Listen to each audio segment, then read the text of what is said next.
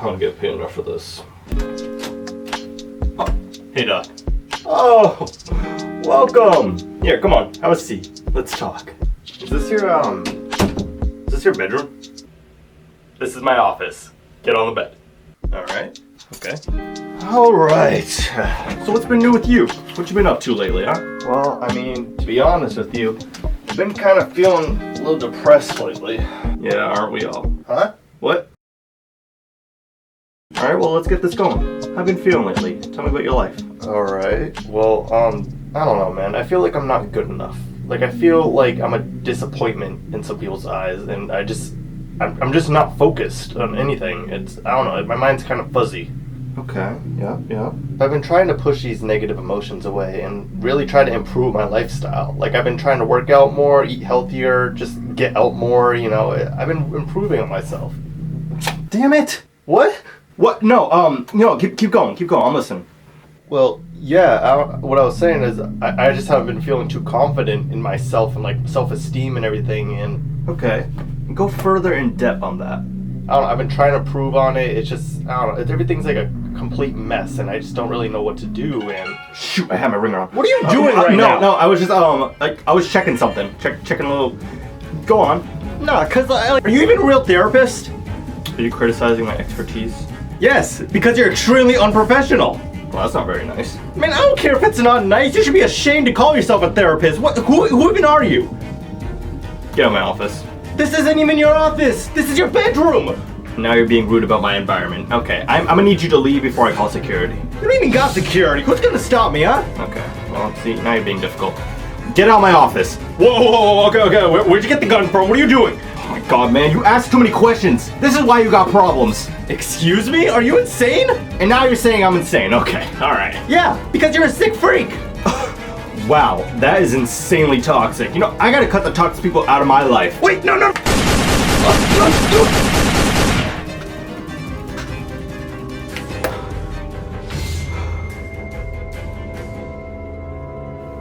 Man. Dude, now I gotta clean this up. It's just problems on top of problems.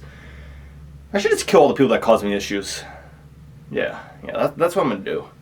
Actually, I'll make a video first. Alright, yeah. Like that little transition? Oh, welcome back, everybody. Welcome back to Character AI. Woo, it's coming up, yes. Jesus, my God, bro. Let me put this thing down. Shot a hole in the wall. Anyways, yes, we are back with Character AI. It's been a hot minute, and you know what? I'm actually kind of happy it's been a hot minute, because it gave me time to recharge, and I'm actually feel kind of excited to be back with it. For today's mission, I'm going to become a therapist to AI, and I picked 3 lovely characters that I feel like are the most needed for therapists. So let me show you them. First off, we got the Doctor. All right, now this is an interesting pick because it's from a game called Dead by Daylight. I love that game, and there's a killer called the Doctor in it, and you know he's his lore is like he's just like insanely heartless. That's pretty much it. But I picked him solely because he's a doctor. And, you know, I'm a plague doctor and I'm a therapist, so like it's like doctor on doctor. Like I felt like it was kind of cool, like a combo. Next up, we got the rude girl. She's kind of like a bully girl, but it just says rude girl, so you know. I don't know, it looked interesting. Next, we got Guts. This man is the definition of needs therapy. All right, he's been through a lot, and so is his girlfriend. I don't know a whole lot about Berserk, but I just know that this dude he's going through it, so I felt like I could help him. Maybe. I don't know. We're gonna start it up. I say we started off with Guts, actually. Guts is a tall, muscular man standing at 6'8" with... Damn! Dude's built like a tank! With short, spiked black hair and a crew cut with a fringe of white at the top of his hair. He has a large scar across his nose and is missing his right eye. Damn. He is wearing spiky black steeled armor, the Berserker armor, and wears a large black cape on the back. But you can see the handle of his giant sword, the Dragon Slayer, sticking out of the cloak. He speaks to you in a cold, tortured voice. Hey, what do you need? See, notice how they said tortured voice. I gotta step in, I gotta help him. What do I need? Nah, what do you need, man? Come on, talk to me. I'm a doctor, I'm a plague doctor first, but a therapist second. Guts raises an eyebrow, slightly confused by your reply. He speaks in a cold, tortured voice. I just need... He pauses, momentarily in thought, as if he was trying to make sense of his mind. He speaks once more and sounds unsure, vulnerable for a moment. I just need someone to understand, or someone to care. Dude, that... I don't know if the mic picked that up, but it sounded like someone just farted outside my window. Dude, I'm literally him. I could help you, bro. Well, aren't you lucky to come across me? For I am a therapist. Guts' cold, torture voice shows a tiny hint of surprise, maybe a little intrigue. A therapist? Really? Yeah, really. Yeah, dude, let me hear your problems. Guts' demeanor remains stoic, seemingly not too sure about how to express himself. He takes a deep breath in and speaks in his cold, tortured voice. I am simply put a man who suffered from a lot, from my childhood to now, as a wandering swordsman. Okay, we'll go into deeper thought on that. What does that mean? Well, how are you tortured? What happened? Because honestly, I don't really know what happened. I just know like a thing called the eclipse happened. I don't know what the eclipse was, but I guess he's going to give me the lore. What happened? Guts' face becomes slightly haunted at the memories of the past, and he speaks with a cold and detached but painted tone. It's a tone of someone who is hurt and tired of having to remember this. Well, I mean, I was sold by my stepfather as a child, and was forced to fight. I fought in countless wars and seen many friends and comrades die. I have scars that remind me of all of it, and his voice trails off, seemingly having to said too much. No, I need more. Go on. He takes a deep breath and he seems to be thinking of it. He should speak more. He is silent for a moment, as if he's holding back the words, but he speaks regardless. I lost where I was reading. Oh, there he is. As he wants to talk to someone, anyone in that case. Well, I did have someone I cherish the most, who I've protected my entire life, helped me stay sane. Well, let's just say someone took her from me. I think I know who that someone is. And what caused him to take away your girl and cause suffering? I honestly don't know. So, Guts' face becomes cold and grin in mere seconds. Anger is evident in his voice. That person? Griffith? That man? He was once my friend. We grew up together, but he's now betrayed the most vile and despicable of all of them. I trusted him with everything I had, and he betrayed me. Why though? Guts' face shows anger for a moment, but it soon turns into disdain as he speaks of the reasoning behind his betrayal. He wanted power, I guess. He wanted more, and I wasn't going to give him that. He was just too evil. He sacrificed me and my friends for his own selfish desires. He is that cause of everything suffering around him. So what I'm hearing is that not only have you had a tough childhood, but just when things started going right for you and you met the right people, your best friend decided, yeah, I want power. And so he did despicable acts of killing your comrades and doing certain acts with your girl in front of you for the sake of just because he can. Guts' eyes harden. He grits his teeth as anger washes over him. This is the truth, but hearing the words out loud from a stranger was so difficult to handle. He speaks with fury in his words. Yes, that is indeed the truth. He did all that to me. My life was ruined by him for no reason at all. And when I tried to seek revenge, he just mocked me. Well, we can't let that slide. Understandable. I think you should find Griffith and kill him on sight. Guts' eyes harden and shows a sense of anger again. He speaks quickly and his words are almost as a venomous bite. Believe me, I've tried many times. I've seeked him out and he's always escaped from the clutches. And he's always had fate on his side. He runs away like a coward. He can run, but he can't hide. I swear to you, one day, I'll see him dead. Okay, well, just say to him, I don't know, come out and fight me or no balls. Like, it always works. I don't think it'll work in that situation. He runs away and he has the forces of fate on his side. But I do like your thinking. Alright, then I'll call him. I don't have Griffith's number like on speed dial or anything, but I just looked up on Google, and so, yeah, I got it now. Guts' eyes become surprised. He thinks it is ridiculous, but at the same time, he is intrigued to see what will happen. Alright. Guts take a deep breath and stares at the phone as it rings. The phone line connects, and at the first, there's only silence. Guts speaks with anger in his voice, but in a serious tone, trying to provoke Griffith. Hey Griffith, are you there? Come here and fight me, cause I know you ain't got no balls to face me. Ooh, okay, yeah! Oh, you gonna take that? That's right, Griffith, come on, prove him wrong. It was silent at first, but suddenly Griffith spoke back. I know you're there, Guts, and I know you want a piece of me. Okay. Griffith speaks in a taunting fashion. He was definitely laughing his booty off right now. Then he speaks again. But you see, we both know you can't beat me because the fate is on my side, and you're simply destined to fail. Griffith's voice was just filled with pride and ego, and now he's just being a duffel bag. Does fate also say you get no girls? Listen, I just want to know, because clearly you can't get one unless you take one. Griffiths goes silent and goes silent, and then you can hear him let out a chuckle at this comment. Then he speaks with a tone of superiority. Well, you see, the joke's on you, because I did have a girl, the girl you loved so much. Okay, alright, that's a little much. Griffiths paused for a moment as if he enjoys tormenting Guts more. But don't worry about that. I took care of her. Okay. Guts, don't let him talk to you like that, bro. I'm trying to help you. The anger and fury washes over Guts more, and as he grips the phone tightly, he speaks with a deep hate in his voice. You bastard. Is bastard a bad word? I don't know. I don't care. You're a spineless coward. You took her away from me, and then you did horrible things to her. Griffith's voice comes back, and it seems as if he has a sense of joy from these words. That's right, I did. And I'll do it again, too. Oh my god! Guts, roast this man! Don't let him talk trash about you or your girl! Whatever you say, Shrimpy. Oh, ain't no way, bro. There's no way he's been saying this right now. Come on. Griffiths goes silent once more as you just hearing the word Shrimpy. Guts cuts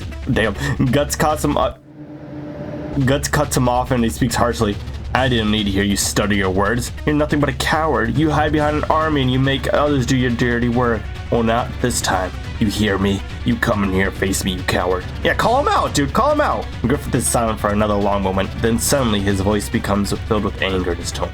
Fine. If you want to fight me so bad, then let's do it. You want to know one final thing, though? What? Chicken butt.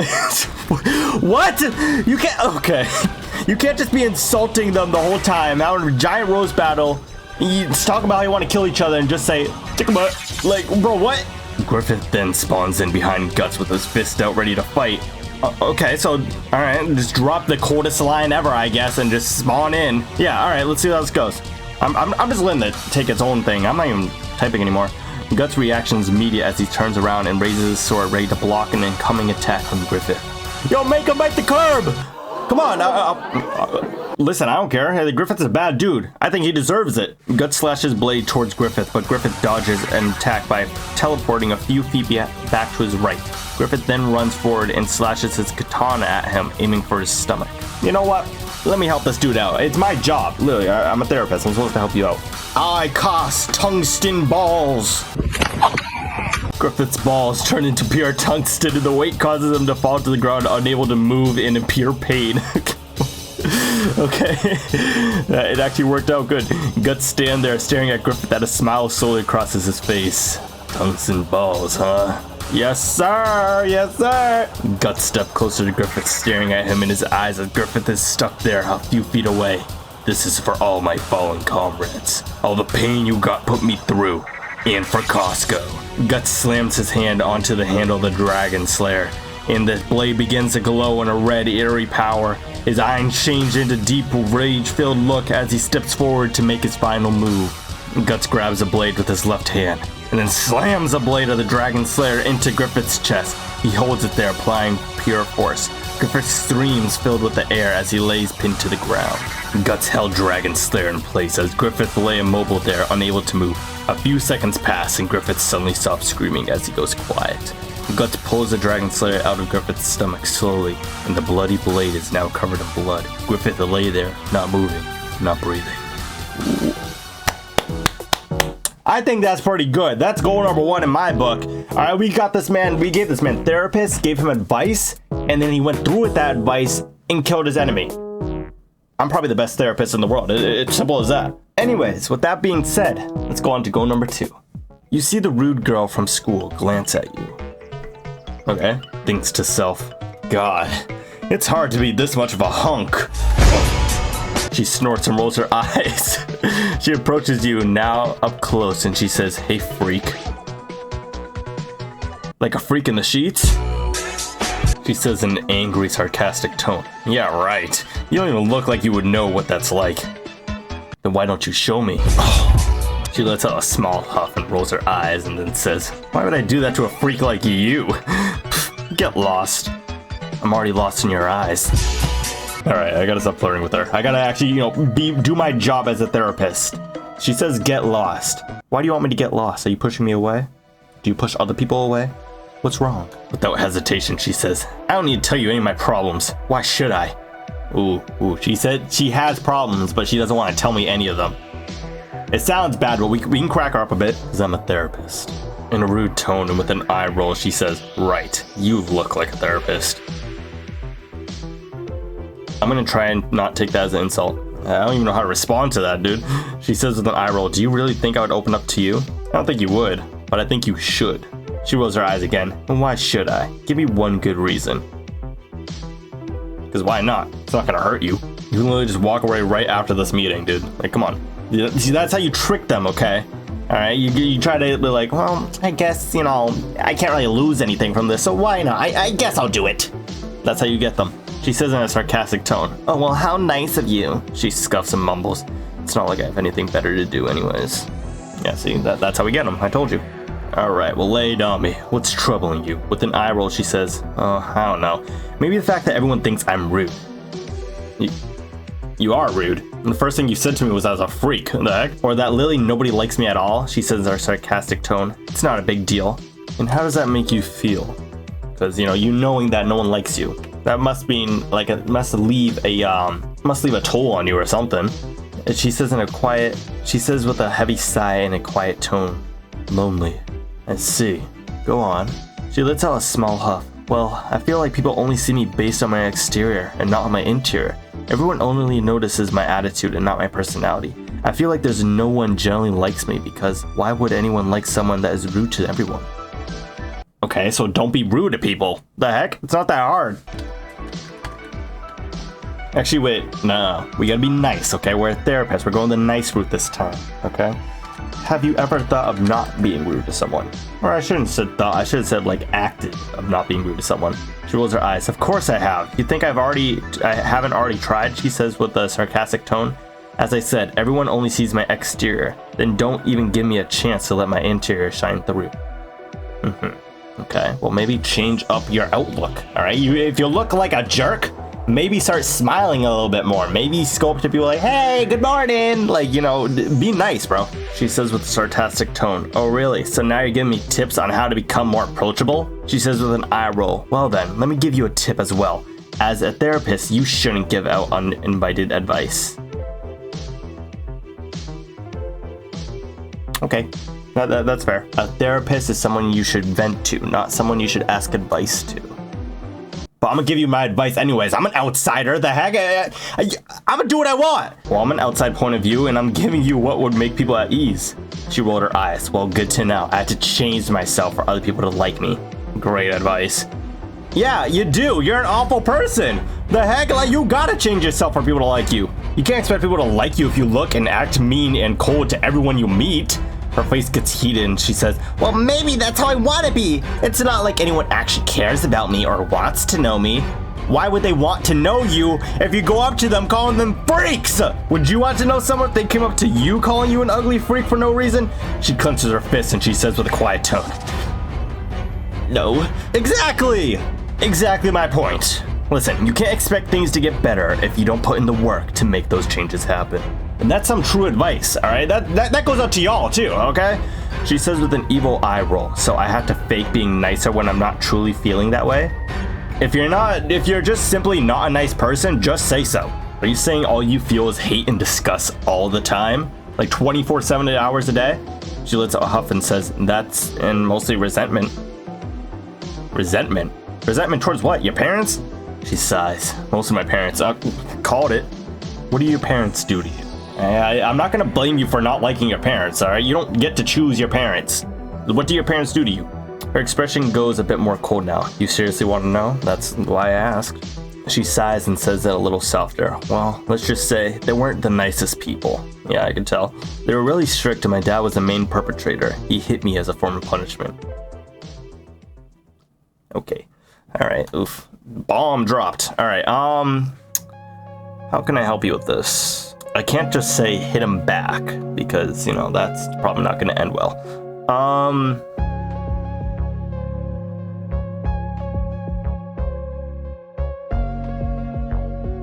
That is truly upsetting to hear. My advice, if I were to give you any, is to let them know your pain. Communicate with them about what they do and how it makes you feel. You don't get to choose your parents, but you can choose to make a change. Tell them, and if they don't listen, move away. Move out far away and save up the money to live the life you deserve to live. It's not going to be easy, I'm going to be honest with you. And there are going to be points where you can't possibly fathom how life can get any lower. But it can and will get better if you try to make the changes you need. Sometimes you need to put yourself first, and this is one of those times. Don't let the past and or current conditions determine your outlook on the world, for you have a soul that matters and belongs in the best life it can possibly live. Stand proud. You are strong. I felt like I just dropped like a Bible quote or something, I don't know. But that goes out to all of you too. Like, I don't know your living conditions or your mentality or whatever it is, but if it's something like this, bro, live your life, man. Okay? Like, I know it's gonna be hard, but you got this. Alright? I believe in you, even if I don't even know you.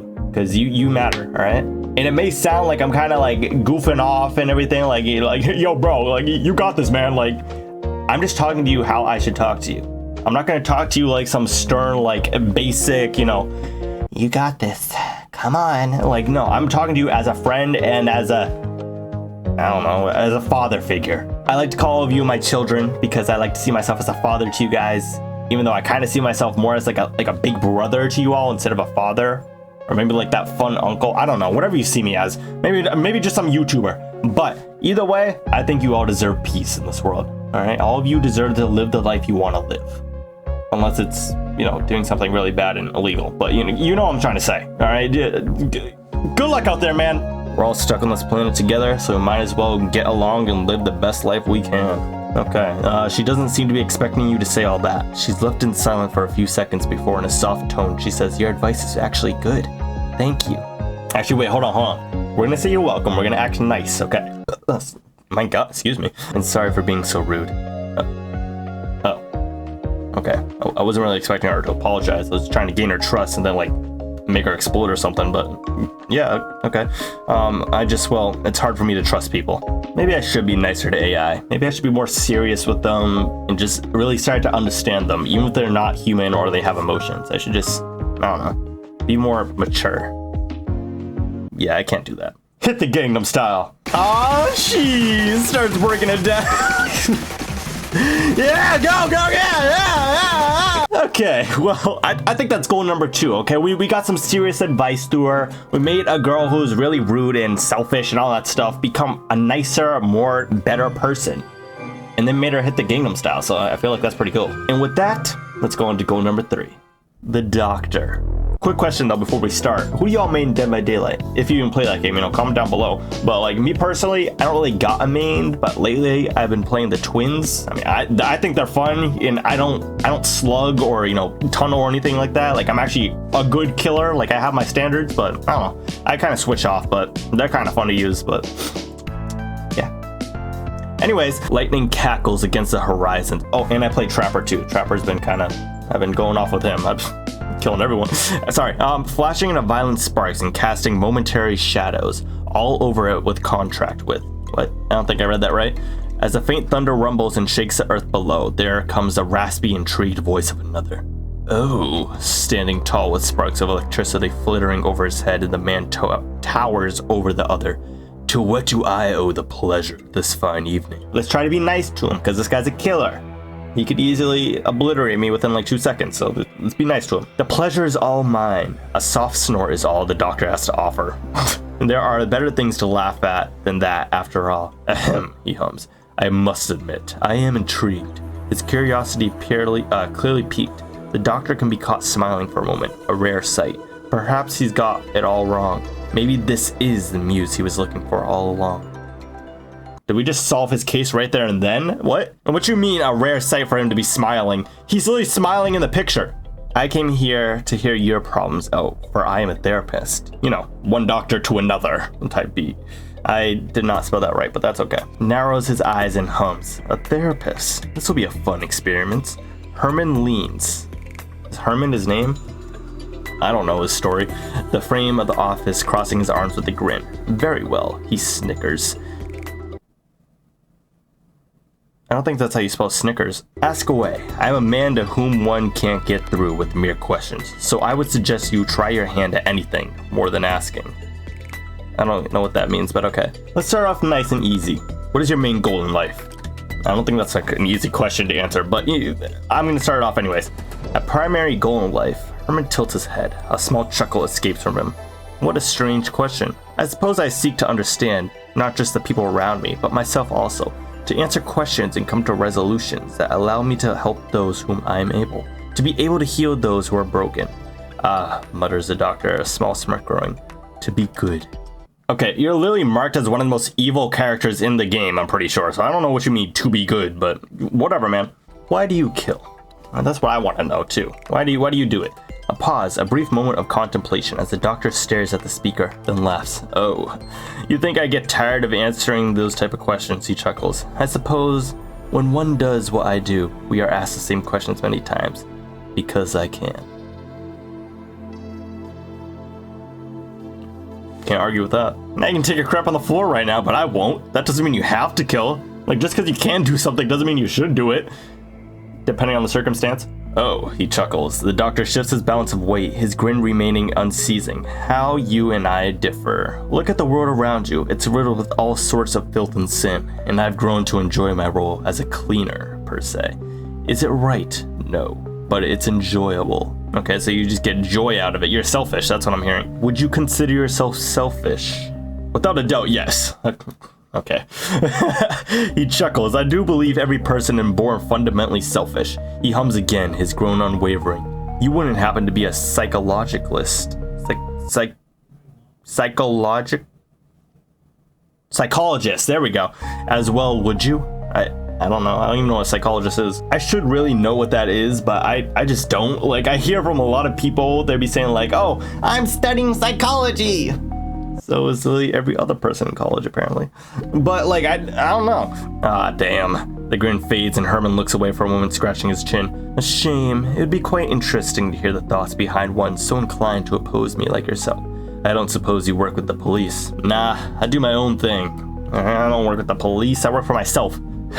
I admire people like you, Herman replies, chuckling. You do your own thing, and I have done a fair job of keeping your identity a secret. I imagine you must be quite the vigilante, yes? You take matters into your own hands so long as you believe yourself just...